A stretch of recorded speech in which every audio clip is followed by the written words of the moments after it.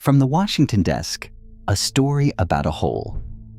Not the kind you fall into, but the kind a government digs on purpose, with your money, in pursuit of something it could not quite reach.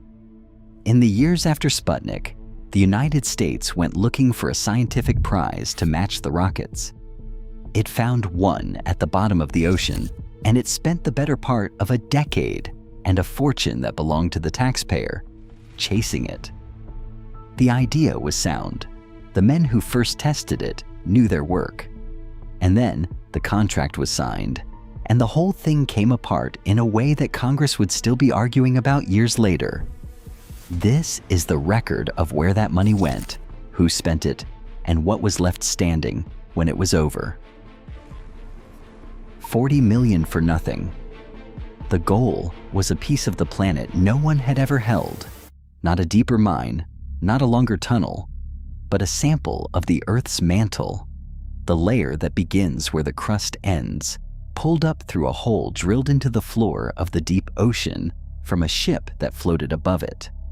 The boundary between the two is called the Mohorovičić discontinuity, named for the Croatian scientist who found it in 1909.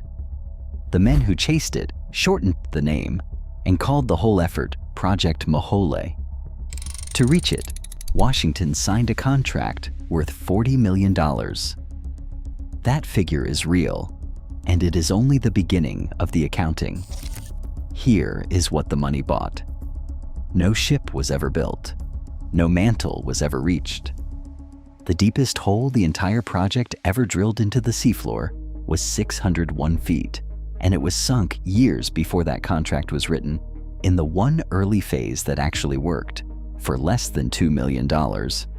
By the time Congress shut the program down, the real total spent was closer to $57 million. For that, the United States received a few thousand feet of rock and mud, a long public embarrassment, and a goal as far away as the day the idea was born. The strange part, the part that makes this more than a simple tale of waste, is that the science was sound. The people who started it knew exactly what they were doing. What failed was everything that happened after the easy part was finished. There is a clean line running through this story, and it is worth fixing in your mind before we begin. One phase of Project Mohole was a triumph, run by the right people, delivered under budget. Everything that came after it was run by the wrong people, and it delivered nothing. Before Project Mohole became a punchline, it was the most exciting idea in American earth science. A race to the center.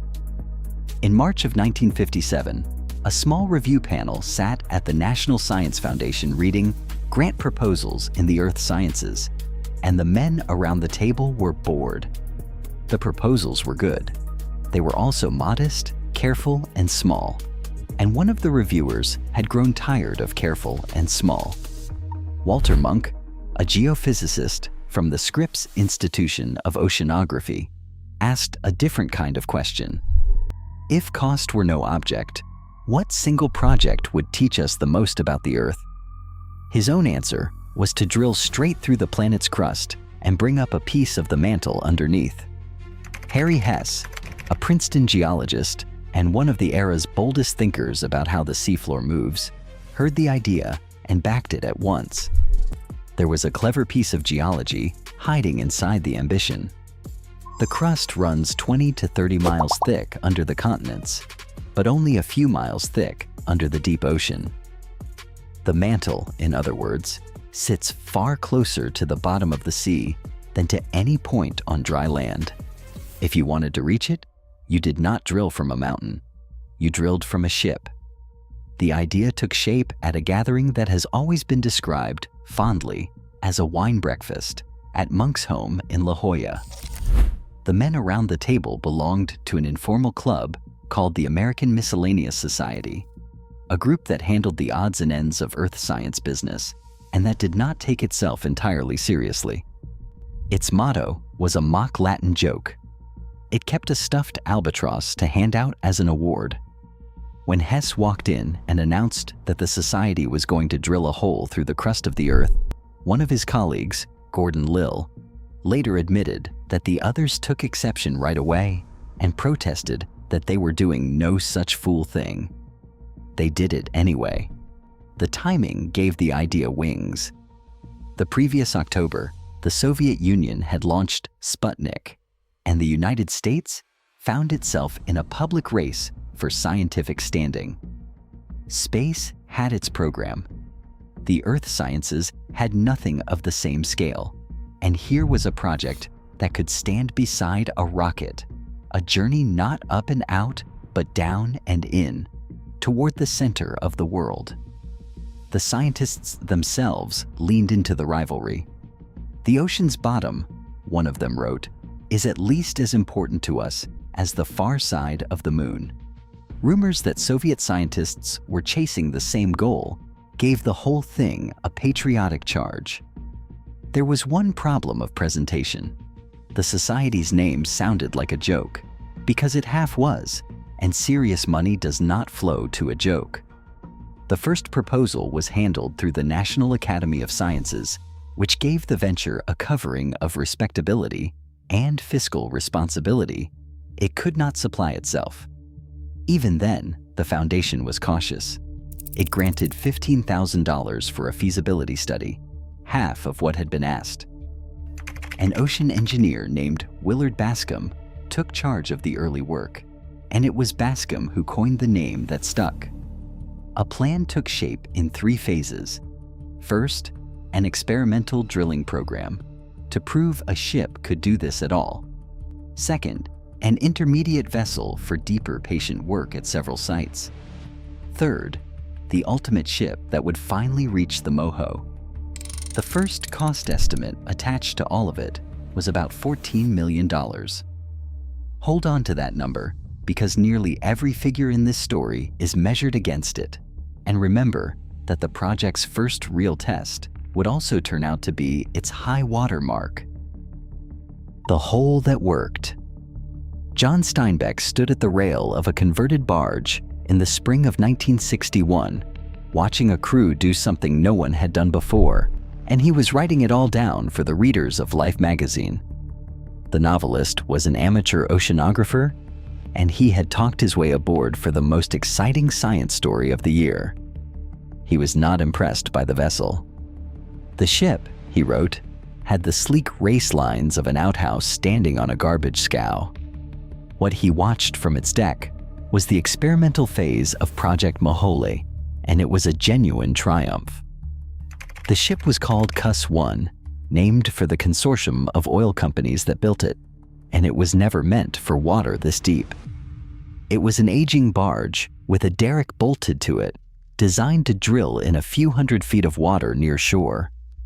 The engineering team, led by the resourceful Willard Bascom, took it out off Guadalupe Island, off the coast of Mexico, and tried to hold it steady over a single spot in 11,700 feet of water. Nothing could be moored to a seafloor that far down. So they invented a way around the problem. They mounted 4 large outboard motors, one at each corner of the hull, and worked them from a central control with a joystick. To know which way the ship was drifting, they ringed the drill site with buoys and listened, using radar to the buoys on the surface and sonar to beacons hung beneath them, so the ship could sense its own position and nudge itself back to center. They called it dynamic positioning. It had never existed before that expedition. CUSS I could hold itself inside a circle 600 feet across, while the sea did its best to push it off. A naval architect named Robert Taggart and an electronics engineer named Chad Ohanian built the system, and it would turn out to matter long after the project that birthed it was dead. The work was not smooth. In an early test, a 7-ton block broke loose and nearly tore the tower off the ship. The deck heaved and pitched, in Steinbeck's words, and the positioning system faltered at the worst moments. Bascom, by every account a gambler, held to the schedule anyway. Holding that hard-won position, the crew drilled 5 holes. The deepest reached 601 feet beneath the seafloor. The cores it pulled up were not waste. They passed through hundreds of feet of sediment, millions of years old, from an age geologists call the Miocene, and then bit into basalt, the hard volcanic rock of the second layer of ocean crust, sampled directly for the first time in history. Scientists had predicted that layer from echoes and seismic studies. Now they could hold it in their hands. Steinbeck, watching the rock come up, called it more precious to him than any jewel could be. "A lot of textbooks," he wrote, "will have to be rewritten." The reaction was immediate. President Kennedy sent a telegram calling the achievement a remarkable landmark. Steinbeck used his space in life to needle the space program directly. "We spend treasures daily," he wrote, "on rockets aimed feebly toward space, turning our lustful eyes to the moon as real estate, while we know almost nothing of the far greater part of our own planet that lies beneath the sea." This is the part of the story where you find yourself rooting for the project, and you are meant to. It worked. It came in on time. It came in under budget at roughly $1.5 million. 601 feet, drilled clean by people who understood the work. That number should have been a starting line. Instead, as Walter Munk himself reflected decades later, the success of the first phase is exactly what doomed the project. It convinced everyone watching that the hard part was over. The contract goes to Texas. Whoever won the next contract would build the real ship, and the list of companies that wanted it tells you what kind of work everyone thought it would be. The bidders included an oil major, an aerospace and oil partnership, an offshore drilling outfit, a major electrical manufacturer, and one large Texas construction firm. With the experimental phase finished, the foundation decided the Loose Scientists Club was no longer equal to managing a project this size and took over management itself. Many of the scientists stepped back to avoid conflicts of interest because their own employers were among the bidders. Now, who should win a contract to drill the deepest hole in the history of the world? Common sense says the company that knew the most about drilling, or about the ocean. An evaluation panel inside the foundation reviewed the bids and reached a clear verdict. It rated the oil major's proposal the strongest by a wide margin in a class by itself, in the panel's own words. In the rankings that followed, the Texas construction firm Brown and Root of Houston came in third. In February of 1962, the foundation announced its choice. The winner was Brown and Root, the firm that had placed third, a construction company with no record of drilling in the deep ocean. The contract had not gone to the highest-rated bidder, and it had not gone to the most experienced. It had gone to the one that the evaluators had marked down in the first round, and that climbed, somehow, in the wee reviews that followed.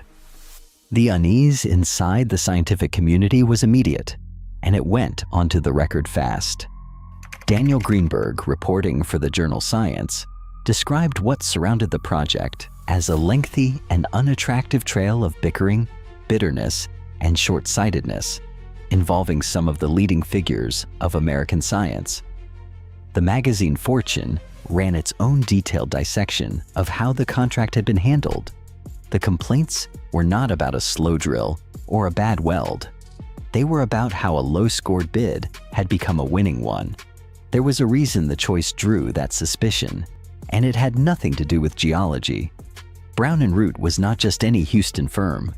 Its fortunes had been built across decades on its relationship with Lyndon Johnson, by then the Vice President of the United States.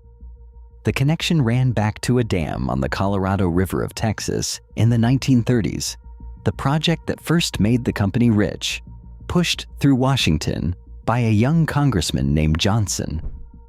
It ran through the campaign money that helped win Johnson his Senate seat in 1948. His own biographers would later describe the arrangement in blunt terms, one of them calling it a thoroughly corrupt relationship that made the company rich and the politician powerful. And the politics around Mohole were thick. The congressman who chaired the committee controlling the foundation's budget, Albert Thomas, was himself from Houston, Brown and Root's home city. The vice president was a Texan. When a Texas construction company with those connections won a scientific drilling contract over the institutions that had pioneered the science, contemporaries asked the obvious question out loud, and they asked it in print. The honest thing to say is that the suspicion was widespread and that the low ranking it grew from is documented. Proof of a corrupt bargain is not. This channel deals in what the record can carry, and the record carries the ranking, the relationship, and the doubt, but stops short of a signed deal in a back room. What the record carries plainly is the management that followed, and it was a slow-motion failure. The original plan had folded Bascom's experienced group into the contractor's operation to keep a scientist's hand on the work. It collapsed almost at once. Within 2 months, Bascom and his people were on such bad terms with Brown and Root that they walked away from the drilling effort entirely. The man who had made the first phase work was gone, and he left saying the contractor was paying little attention to his group's advice. The disputes that drove him out never healed. Brown and Root wanted to push toward drilling the Moho as fast as possible. The scientists wanted the patient intermediate stage first, the shallow practice holes at different kinds of seafloor, exactly as the three-phase plan had promised. The chairman of the scientists' committee told a congressional hearing that he would far rather see the project killed where it stood than carried out in a way unworthy of its potential. While the two sides pulled against each other, the designs grew. The proposed platform became a vast structure standing on 6 columns, mounted to twin submarine hulls, a machine quoted in the tens of millions of dollars to build and millions more every year to run. Once the wrong firm held the pen, the only number that reliably moved was the cost.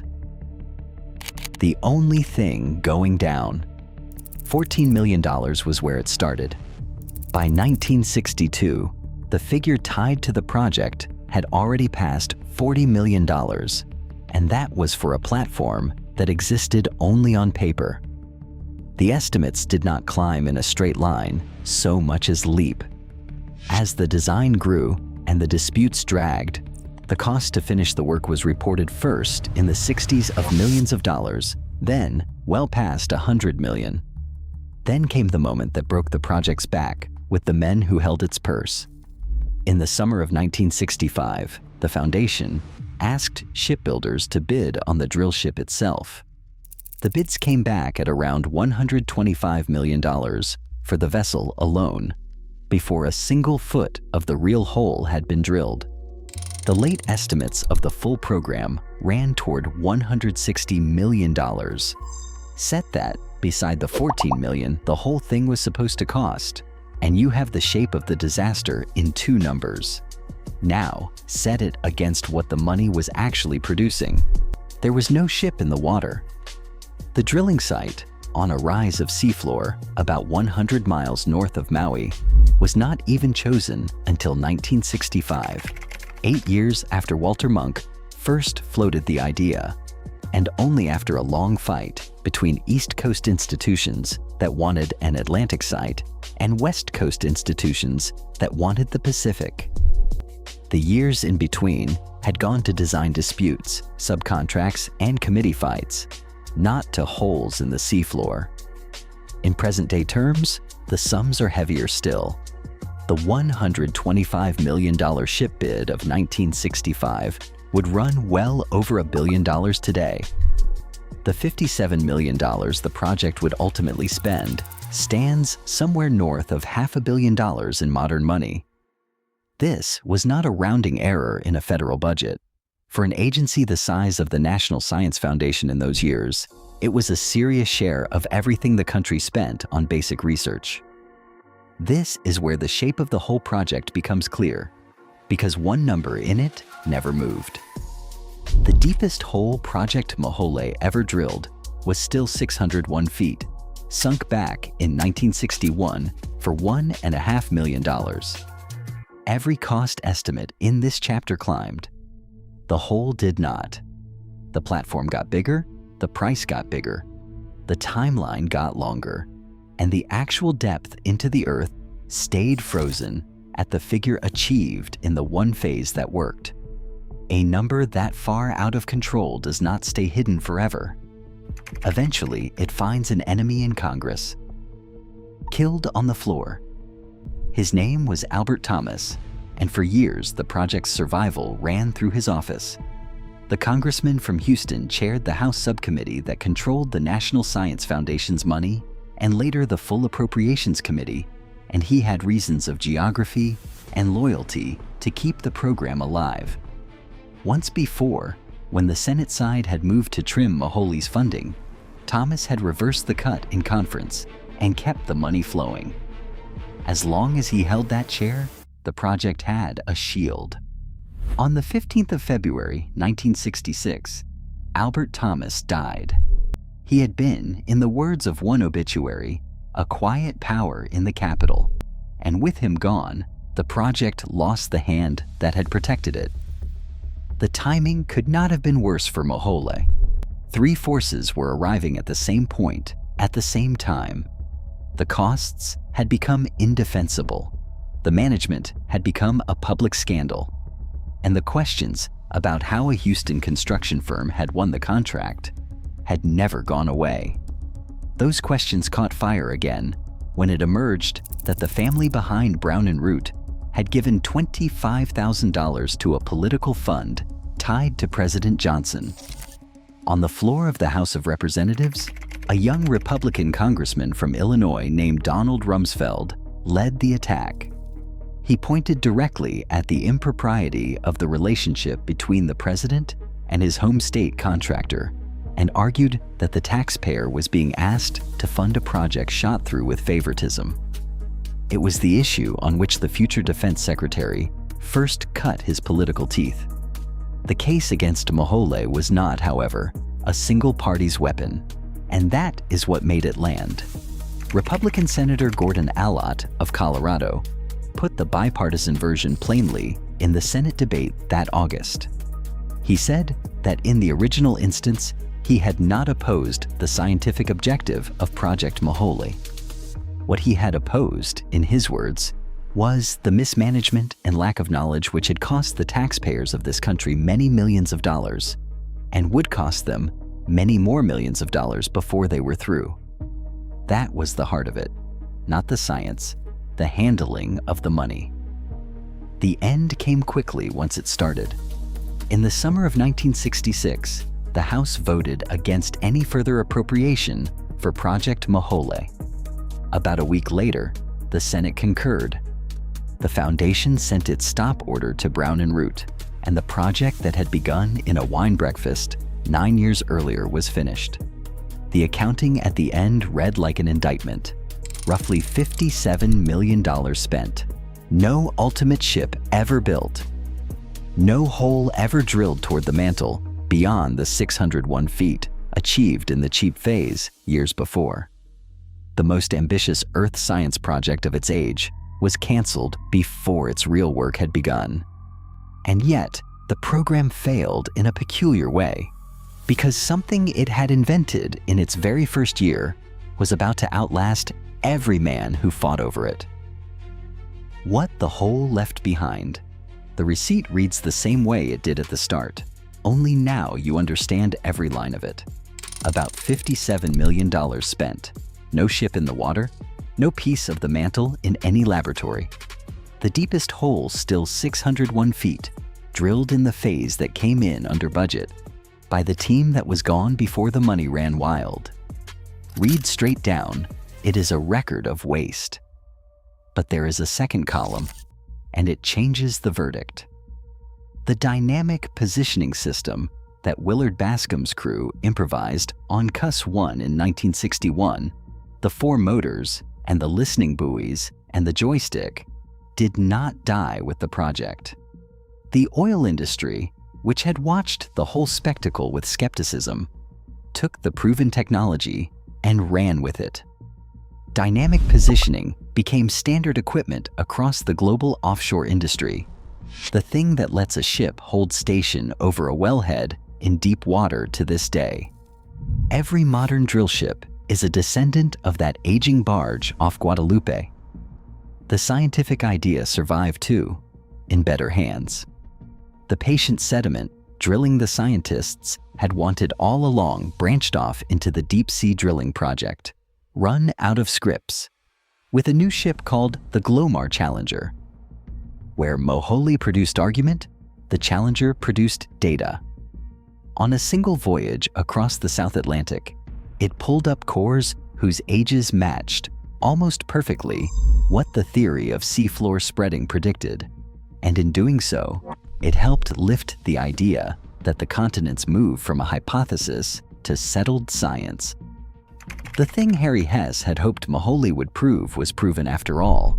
By the modest program that grew from its ashes, the science was real.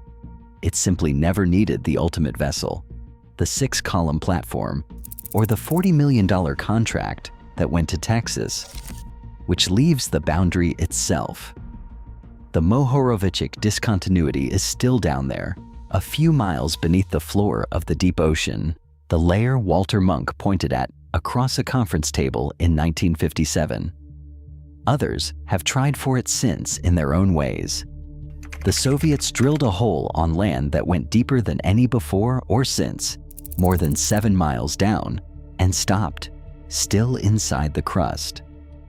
Only in recent years did a drill ship finally pull up a long core of mantle rock, and even that came from a place where the Earth had pushed the mantle up toward the sea floor, not from a hole punched through the boundary itself. Project Mohole spent $57 million reaching for that line in the rock and stopped at 601 feet. In all the years since, with all the drilling the world has done, no one has ever drilled through it. The receipt speaks for itself. So that is where the money went. A hole 601 feet deep, a fortune of about $57 million, a ship that was never built, and a boundary that is still exactly where it was when a board panel of scientists first pointed at it. The science earned its place in history. The management earned its place in the record, alongside every other program that promised the Earth and delivered a drawing. From the Washington desk, that is the account of Project Mohole.